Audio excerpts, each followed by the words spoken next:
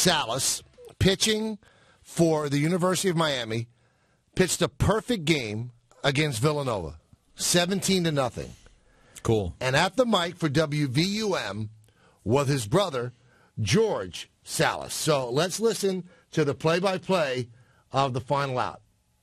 The kick from Salas. The pitch. And here we go, the windup. The kick from Salas. The pitch. Swung on and missed. And it's a perfect game. Salas did it. A perfect game for Javi Salas. Folks, we just witnessed history. It's a perfect game for Javi Salas. Zeros across the board. And Javi Salas has thrown a perfect game against the Villanova Wildcats on this 4th night of March 2014. Oh, my goodness. Very well done. Very, very cool. Very good. I mean, he's got to call his brother Salas. I was thinking about that. Like, would I be able to call my brother LaGreca, or would it be, David did it, Dave did it, but he did it professionally? And I think even at the end, showing that kind of emotion is exactly the way to accentuate the whole moment. Let's bring in George. He's a freshman at the University of Miami. George, congratulations. Great job, man. Oh, thanks so much. I mean, I never would have thought that anything like this would have happened. Going into the game on Tuesday, I never could have imagined anything like this, and it was just such a cool experience. Now, was this your first broadcast, I read? No, this is my second one, actually. I called a game the week before. Okay. On the Friday before, and this is my second game. When we originally got the nod for the game, I didn't know my brother was starting, so it just happened at random. It was crazy. All right, we have to know, because Michael gets ripped all the time when he does Yankee games, when he calls attention to a no-hitter or a perfect game. Did you allow your audience to know? Were you afraid of jinxing it for your brother if you mentioned that a perfect game was on the line?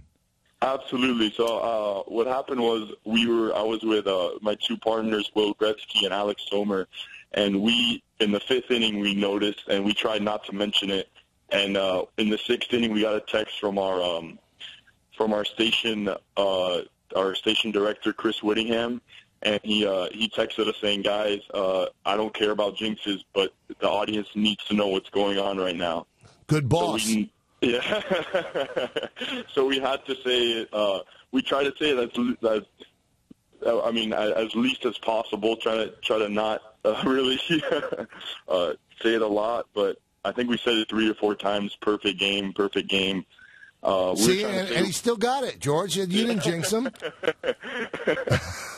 Now, is your dream to be a baseball announcer? Is that what you want to be?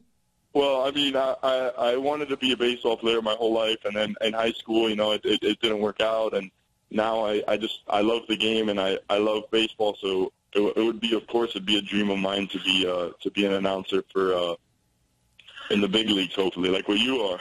Absolutely. I'm going to retire in a couple of years. You can take over, all right? But the amazing thing is to keep your composure, not only because you're calling your second game, and a perfect game is on the line, but it's your brother throwing it. So just how did you feel just that a sibling did something that special? Well, I mean, I've been to plenty of my brother's games. I've probably seen him pitch over 200 times, and it was just so special. And for me, it was really tough to call it. I mean, it was so tough. I don't even remember, honestly, that last out. I was just yelling. That's all I remember doing, yelling into the microphone. And it was afterwards that I heard the call, and I was glad that I didn't slur any words or anything like that. It came out okay. It really did. I mean, for all the emotions that you probably had surging through your body, I thought you did a great job. Where are you guys from? We were born and raised in Coral Gables, so 5 minutes away from the Canes baseball stadium. Now, did your family get to hear your call, or were they at the game? My family was at the game. My mom had her headphones in and was listening to me while my brother was on the mound. Now, your brother. Then you interviewed your brother afterward, and I heard a clip of it where he said that was cooler than actually pitching the perfect game. Yeah, it was really something special. Like I got to give him a hug, and I just told him that I loved him, and it was just like a really special moment that I got to share. Right after, it was just raw emotion between the both of us. And I mean, I honestly don't.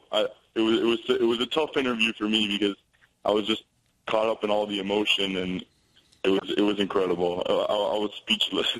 Now, were there times during the course of the game where he came close to giving it up? Yeah, there was a couple. So I believe it was in the 5th inning, the second baseman, Alex Hernandez, made an incredible diving play in the hole, going up the middle. He dove, got back up, threw it over to first base. It was a bang-bang play at first. And then in the 8th inning, the left fielder, Sebastian Diaz, made a diving play that on a sinking liner that it could have been trouble. I mean, he dove, he sprawled out, and everyone let a huge sigh of relief. My brother fist pumped. It was the last out of the 8th inning.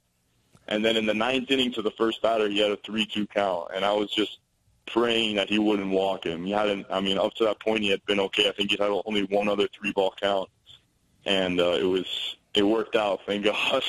Only 23 perfect games in the history of the NCAA, so that's how rare it is. Pretty amazing. Now, excuse us for not knowing this, George. Is your brother considered a Major League prospect? He got drafted last year in the 38th round by the Minnesota Twins. Okay. So he decided not to go. Obviously, he decided to come back for his senior season at UM. He loves UM.